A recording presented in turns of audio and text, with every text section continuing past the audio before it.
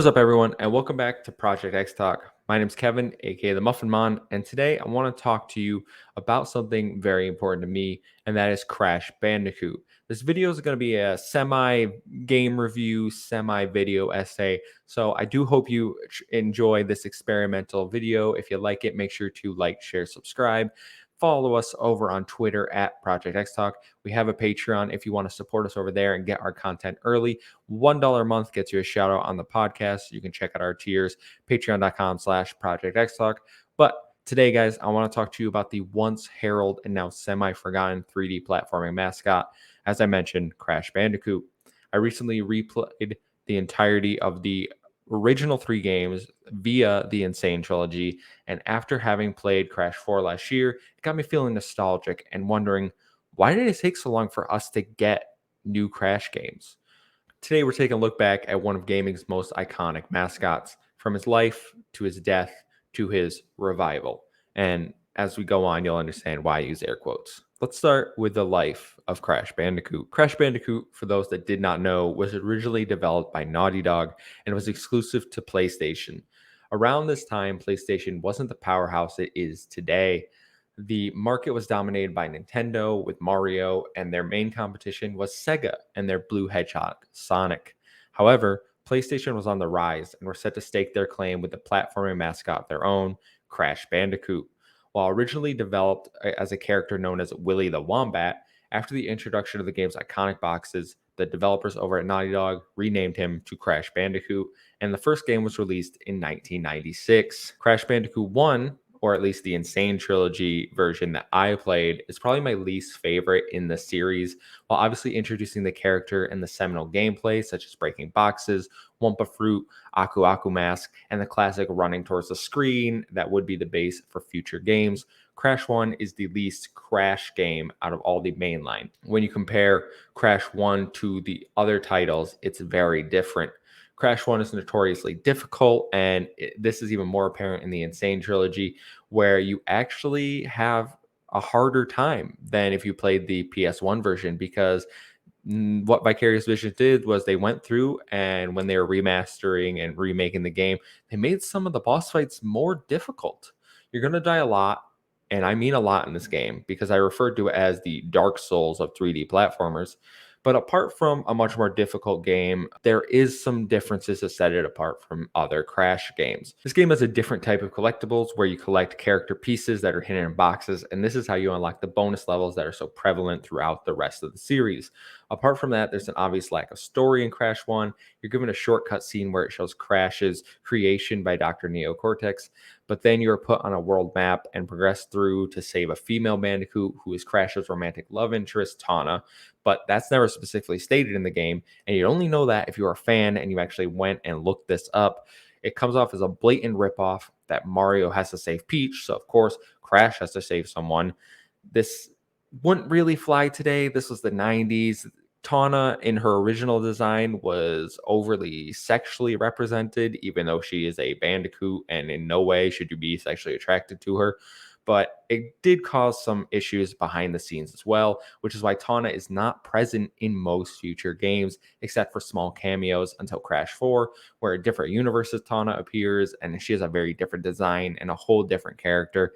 Crash Bandicoot 2, Cortex Strikes Back, was released in 1997, just 1 year after Crash Bandicoot 1, and much like the first, was developed by Naughty Dog.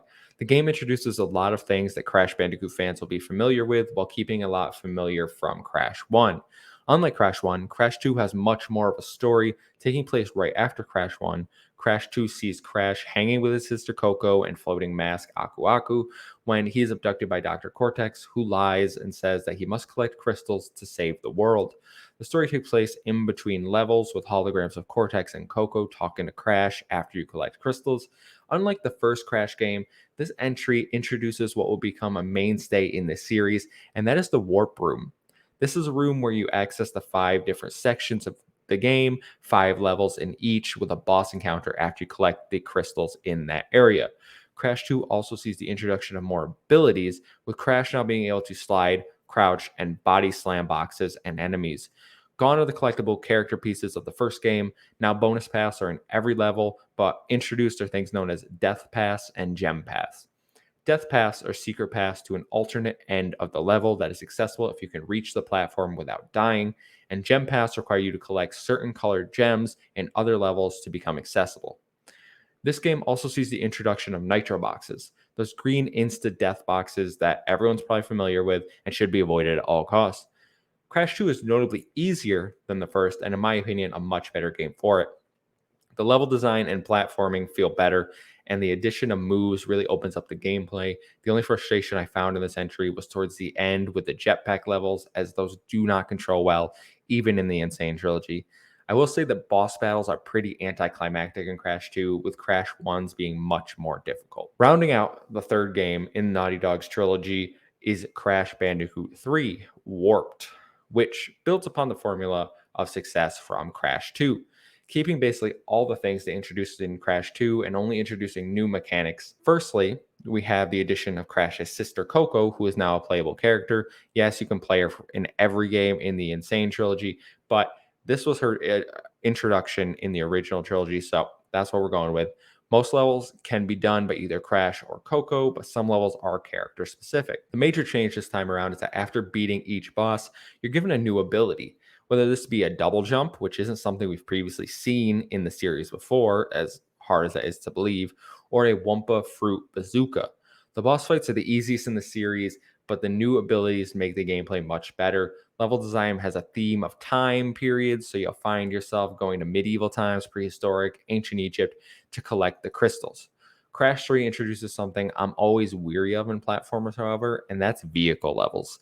There are multiple levels where you ride a jet ski, fly a plane, ride a motorcycle. These levels try to branch out and do something new for the series, but when the main objective is to destroy a blimp as opposed to jumping on platforms and getting to the end of the level, it just kind of feels out of place in a 3D platformer to me.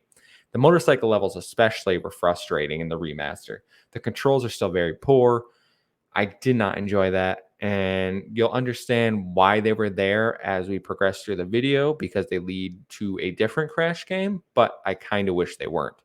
Yes, I understand that underwater levels are introduced in this game as well. Personally, for me, I like underwater levels. Have never understood the hate for them. They're not that bad, but the story takes place right after Crash 2 and sees Cortex free the evil Uka Uka mask and try to take over the world. You get it. He's evil. You get some more lore and backstory into Aku Aku and the Crash universe in this game, which is nice, but the story's never been the series' strong suit. Overall, the Insane trilogy is a beautifully remastered game, allowing you to replay an amazing trilogy in one package with beautiful new graphics and a wonderful soundtrack. But I do have to say there's an input lag issue on PlayStation 5, and there's an issue where you're constantly getting a global save file is corrupted error, which is annoying, but none of that detracts from the stellar gameplay and overall experience. So now that we've covered the life of Crash Bandicoot, Naughty Dog's seminal trilogy, we have to talk about the death of Crash. After Naughty Dog's original trilogy came to an end and their deal with Universal Interactive ended, they proceeded to make the much beloved Crash Team Racing, a premise that originally came out of Crash 3's development phase and was evident by the racing levels. The year 2000 saw the first non-Naughty Dog Crash Bandicoot game, with Crash Bash being released by Eurocon and Cerny Games, but still published by PlayStation as a PlayStation exclusive. This was a party game featuring Crash characters, and the series veered more and more into becoming a Mario ripoff, and this game was not well received. As Mark Cerny left Universal Interactive and their publishing deal with Sony came to an end, the popularity of Crash led them to want to take the character multi-platform. The once PlayStation mascot was about to make a jump to the competition. Universal, who was in the process of being merged with the Vivendi, gave the game to Traveler's Tale, who wanted to make a free roam Crash game, but were ultimately told to make a traditional Crash game, and that's how we got Crash Bandicoot: The Wrath of Cortex for PlayStation 2, GameCube, and Microsoft's new Xbox console. While I personally adored this game and played it a ton as a kid, it was not well received.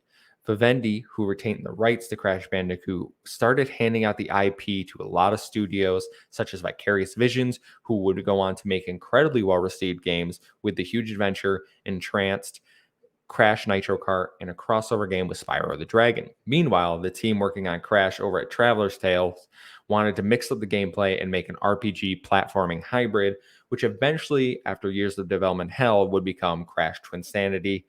But they were also supposed to be making a racing game at this time, and that game was taken away from them and given to Radical Entertainment, who pumped out Crash Tag Team Racing, both of which were met with mixed reviews.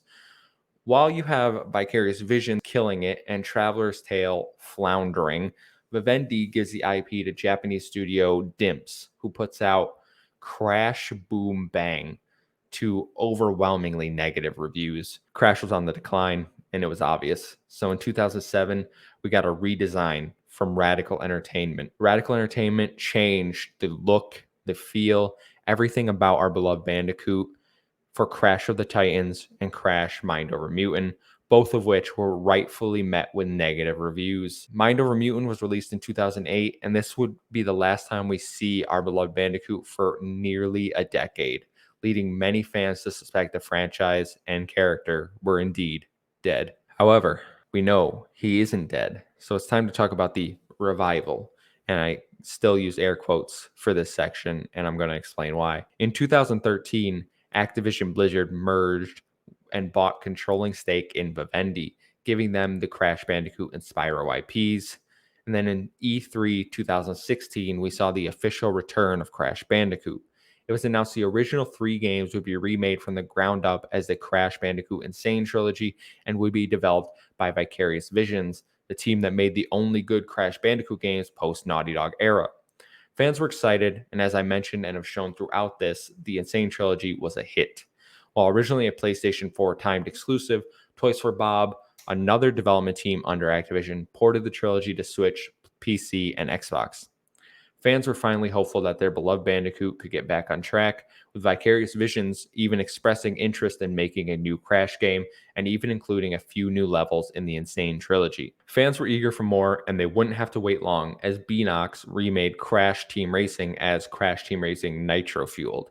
Another hit on their hands, but fans clamored for something brand new. 2 years later, June 21st, 2020, Activision would officially announce a brand new Crash Bandicoot game titled Crash Bandicoot 4, It's About Time, released October 2nd, 2020, with a next-gen upgrade coming March 2021.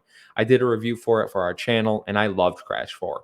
Please check out my full thoughts on the game. Apologies for the audio. It was using my old mic, but the game, in my opinion, is fantastic. It's more difficult than 2 and 3, but it is phenomenal. The game was received with overwhelmingly positive reviews. It introduced new gameplay mechanics with the Quantum Mask and brought back series favorite characters. Fans were happy. Toys for Bob were on the up. They were heralded as the saviors of Crash Bandicoot and created a new game that retconned older games, and it was fantastic.